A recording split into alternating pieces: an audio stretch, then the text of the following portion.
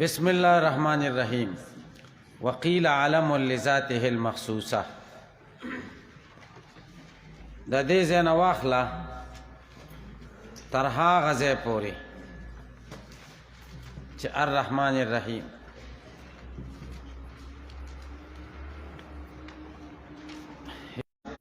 تر والازهر انه وسپن پورې. دې بحث کې به د سیبوی او د زجاج مذهب ذکر کی. د لفظ الله بارک کې چې د هغوی مذهب دا دی چې لفظ الله علم دی د ذات مخصوصه دپاره، مشتق نه دی، او د هغوی به درې دلایل ذکر کی. دویم بحث د والازهرو نه واخله تر هغه ځای پورې وقیل اصله لاهن. دې کې به دریم مذهب ذکر کی د لفظ الله متعلق چې هغه عند المصنف مختار دی، د ده خوښ دی، د ده پسندیده مسلک. دریم بحث وقیل اصله لاهن و تفخیم لامه پورې. دې کې به څلورم مذهب بیان کی د لفظ الله متعلق. اول مذهب خدا و چې مشتق دی. دویم مذهب د زجاج او د سیبوی دی چې عالم دی. دریم مذهب دا چې مختار دی کم مصنف ته والازهر سره چې ذکر کیږي.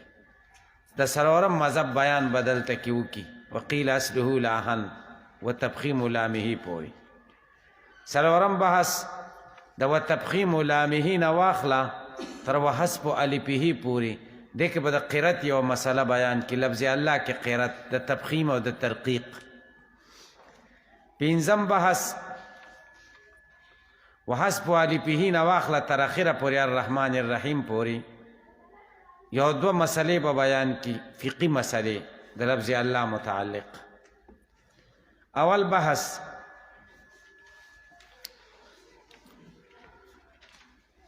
د سیبوی او د زجاج مسلک دا دی چې لفظ الله مشتق نه دی بلکې علم دی د ذات مخصوصه دپاره، او اعلام خو مشتق نه. په دې درې دلیلونه پیش کوي. اول دلیل لأنه یوصف ولا یوصف به.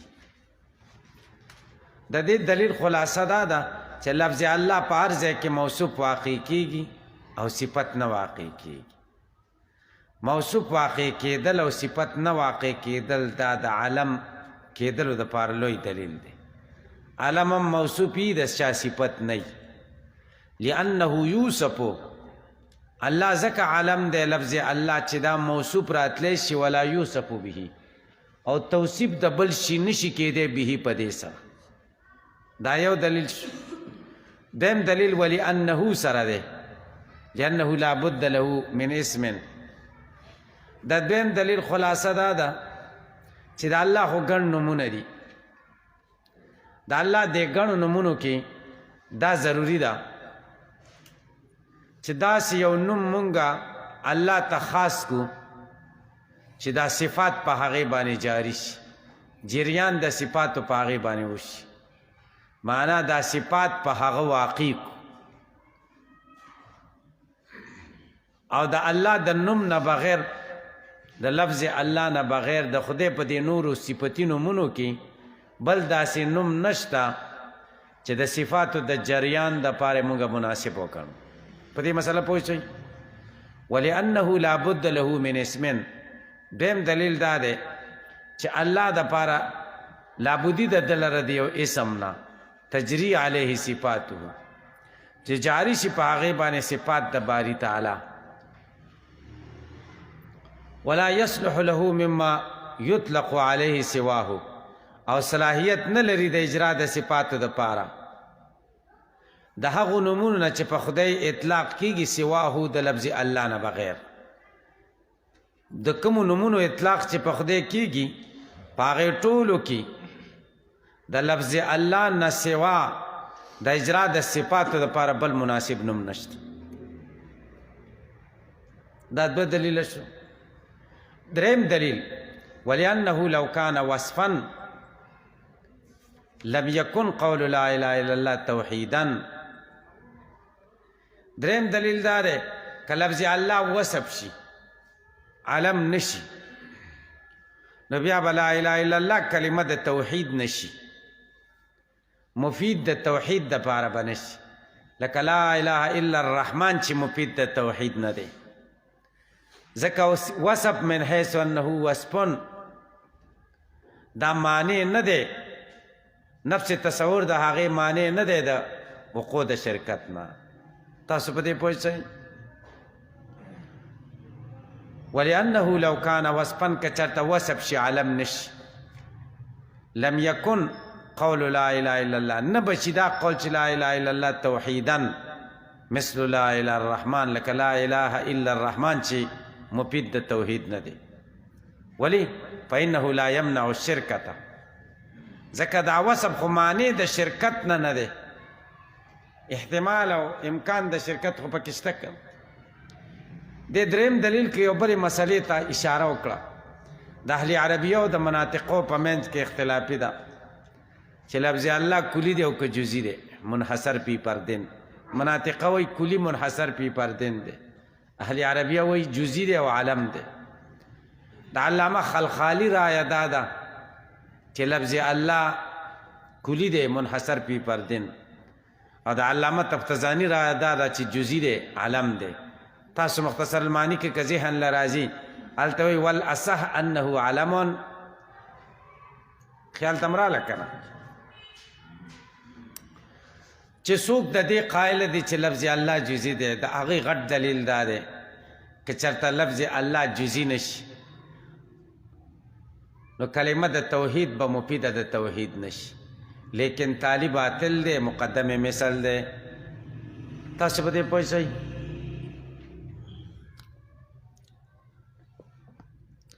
چې څوک د دې قائل دی چې لفظ الله کلی منحصر پی پردین دی،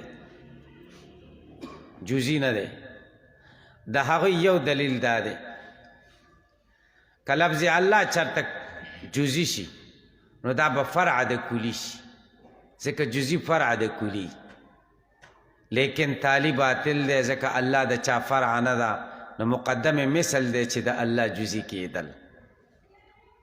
ځکه داسې جزئی نشته چې د هغې نه بره کلی نه وي. که تاسو وایئ چې کلی شي نو بیا به محتاج شي جزئی ته، ځکه کلی دپاره جزئی ضروري دی. جواب دا دی نه، جزئی دپاره کلی ضروري دی، کلی دپاره جزئی ضروري نه دی. کلیات فرضیه تاسو د منطقو کتابونو کې ویلي دي لا شیء لا موجود لا ممکن. کلیات دي که نه دي؟ او افراد کم دي جزئیات نشته. دیم دلیل د مناطقو دا دی چې لفظ الله کچری جزئی شي نو واحد شه کنه، جزئی که شي نو جزئی خو واحد شي، نو چې واحد شو دا ومنل شو چې دا جزئی دی، نو بیا د الله د توحید په اثبات کې دلیل ته کم حاجت دی. په دې خبره پوه نه شئ چې جزئی شو خو علم شو، او علم یوي که دوی یوي، نو چې یو شو دا خو ټوله دنیا مني بیا چې جزئی یوي، نو بیا په توحید کې دلیل منګه ولې پیش کوو. حال دار قرآن حدیث زمونږ د دین کتابونه ټول د الله په توحید څومره دلایل قایموي. قرآن کې څومره دلایل د توحید عقلیه او نقلیه او وحیه آفاقیه و انفسیه وغیره شته که نشته؟ تاسو په دې خبرو باندې پوهېږئ که نه پوهېږئ؟ او دوی ته جواب کوي چې تاسو وایئ بیا به کلمه د توحید مفیده د توحید نشي. دا ټیک نه ده، ځکه یو امکان د توحید دی، یو امکان د توحید دی، دا دغه د شرک دی، شرکت دی، او یو چې کوم دی وقوع د شرکت ده، منافی د توحید سره وقوع د شرکت ته. او په کلی کې چې راځي نو هغه امکان د شرکت راځي، امکان د شرکت منافی د توحید سره نه دی. په دې خبره تاسو ورسېدئ؟ نو دې خبرې ته اشاره کوي چې عالم دی. دا د سیبوی او د زجاج مسلک دا دی، ځکه که چېرته عالم نشي نو بیا به لا اله الا الله کلمه د توحید نشي، لکه لا اله الا الرحمن چې کلمه د توحید نه ده. اوس پې پوه شوئ. ولازهرنه وصف فی اصله، خو چې عالم د زجاج او سیب وای چې وای نو بیا دې کې بل اختلاف دا دی چې عالم بالغلبه دی او کالم بالوضع دی.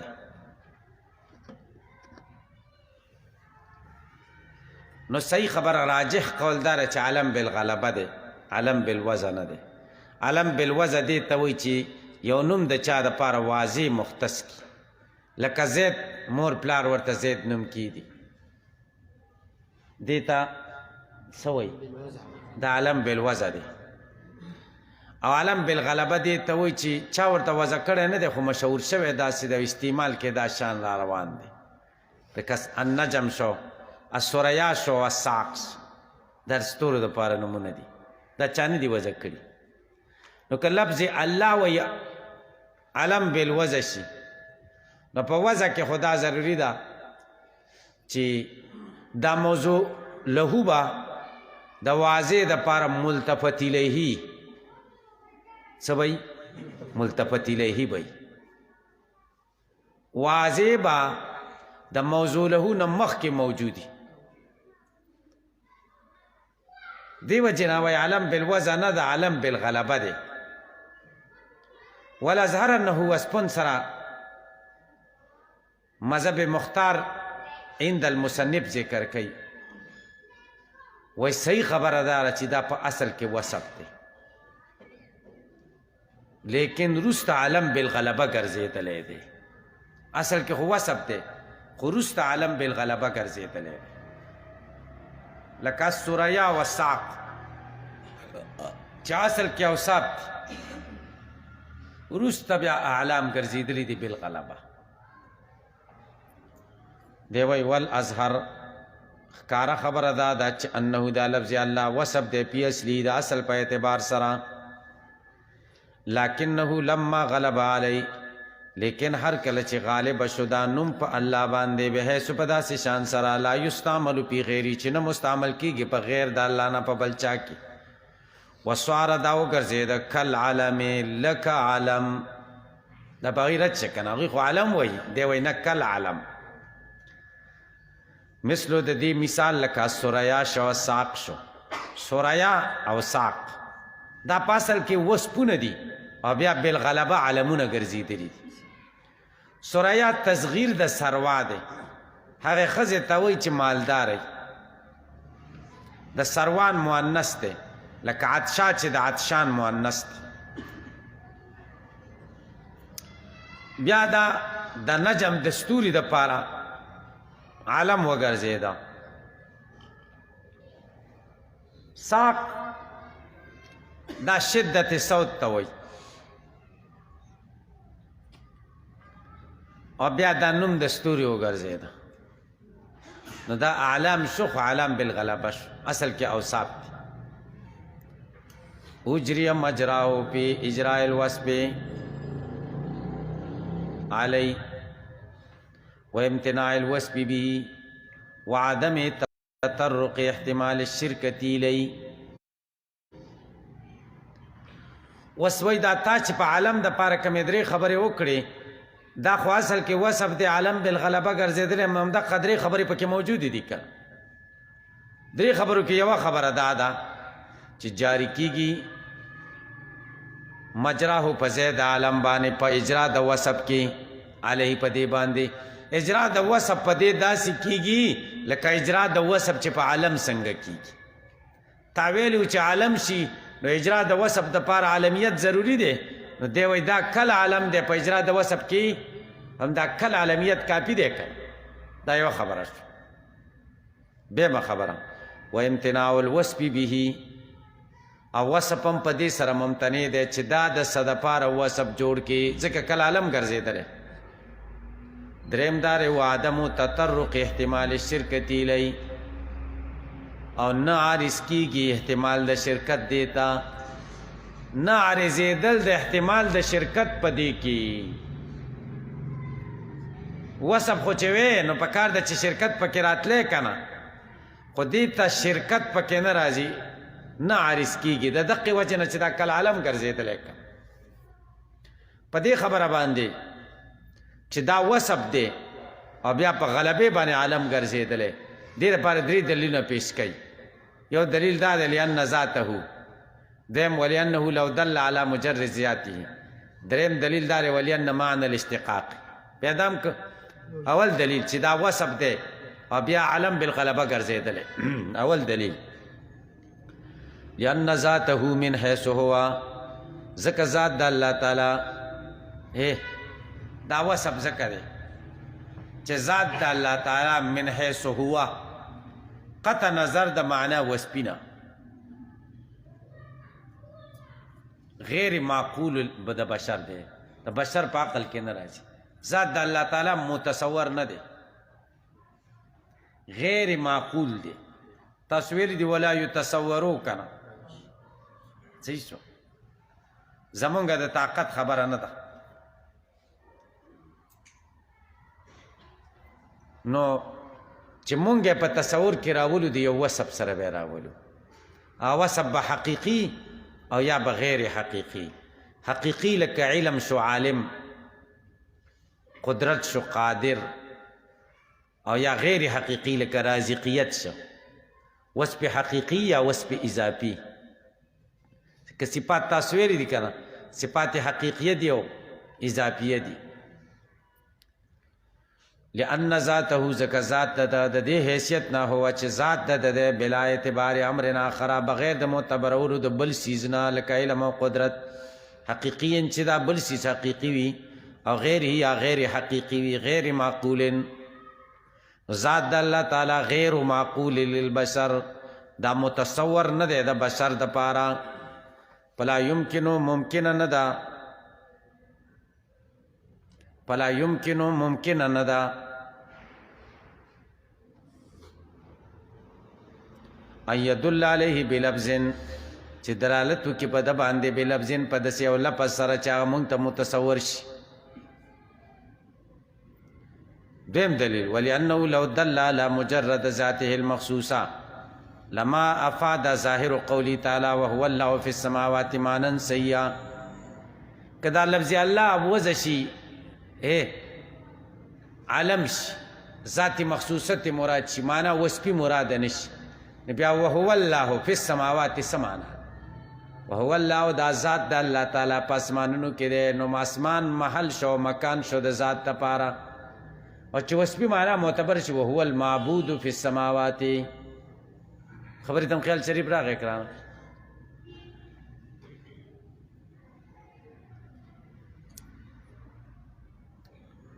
ولأن معنى الاشتقاق ولأنه لو دل على مجرد ذاته المخصوصه کچت دې دلالت وکي په مجرد ذات مخصوصه باندې لما فادانو فائدہ بونه کی ظاهر قولی تعالی ظاهر دا قول د الله تعالی چې هو الله فی السماوات مانا سیا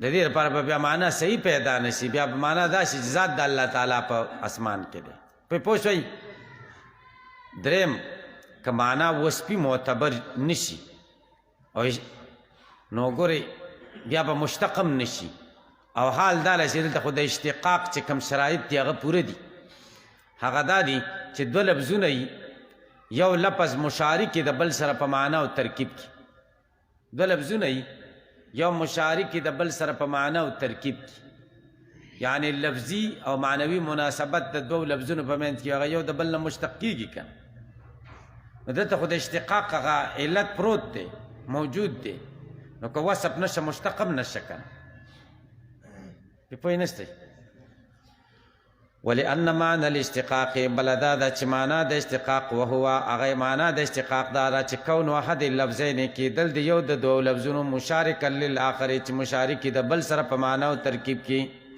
وهو حاصل بينه وبين الاصول المذكوره هغه حاصل ده په مابین د دو په مابین د اصول مذکوره او کې کوم سيزونه چې ده مشتق شوی ده او خبرې چوکړي مخکې پرون سبق کې دا غو د دې په منځ کې مناسبت شته کنه په کار د اشتقاق پکې راشي چې وصف نشي اشتقاق به پکې د کم ځای نه راشي دې خبره باندې تاسو پوه شئ دا مذهب مختار ودته وقيل اصله لاهن دا دریم بحث دی یو څلورم مذهب پکې ذکر کوي چا ویلی دي چې په اصل کې لاهن و دا سوریانی لفظ دی عربي نه دی بیا معرب شو عربی ته رانقل شو نو چې عرب کم لفظ د عجمی نه رانقل کې عربی ته نو په هغې کې ترمیم کوي لږ تغییر پکې راولي نو بیا یې داسې وکړو الف یې د آخر نه حذف که د لاهن نو لاه شو څه شو او الف لام په اول سر کې پکې راډک کنو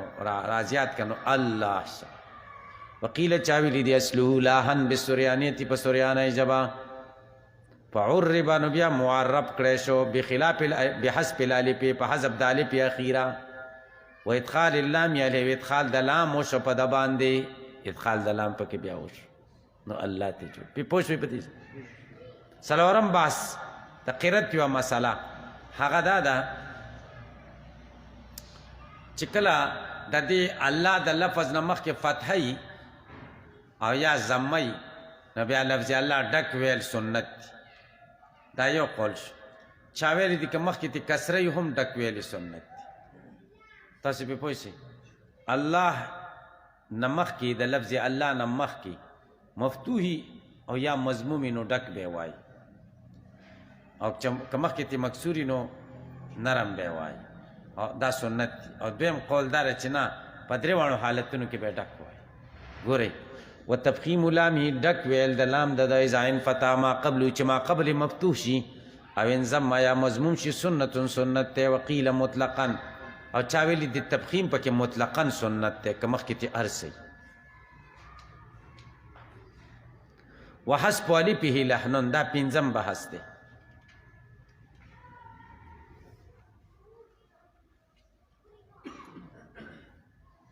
یو دوه فقهي مسلې یوه دا ده چې د لفظ الله نه د منځینې الف حذف کې نو دا لحن دی بلکل خطایی ده غلطي ده مونځ هم ورسره پاسېدېږي او قسم هم پرې نه کېږي تاسې په دې پوه شئ الله الله پرې پوه شئ ګورئ وحسب الفه لحن او حذف د الف لحن دی تفسد به الصلاة پاسیدیږي په دې باندې مونځ ولا ينقض نه مناقض کېږي په دې باندې صریح ایمان صریح یمین پې نه راځي صریح قسم وقد جاء لضرورت الشعر دا د په اعتراض د هغه په شعر کې خو راغلي دي که نه دی وایي دا ضرورت د وجې نه راغلي دي په دې شعر کې الا بارک الله فی سهیل خدای دې برکت نه اچوي الا بارک الله فی سهیل خدای دې برکت دې نه اچوي په سهیل کې اذام الله بارک فی الرجال چې کله الله تعالی برکت اچوي په سړو کې د کې خدای برکت نه اچوي نو دلته د اولنې الله چې دی که نه بغیر د الف نه ویل شوی دی شاعر ویلی دی نو دی وایي دا ضرورت شعري د وجې نه ویل شوی څه د وجې نه خیر دی د ضرورت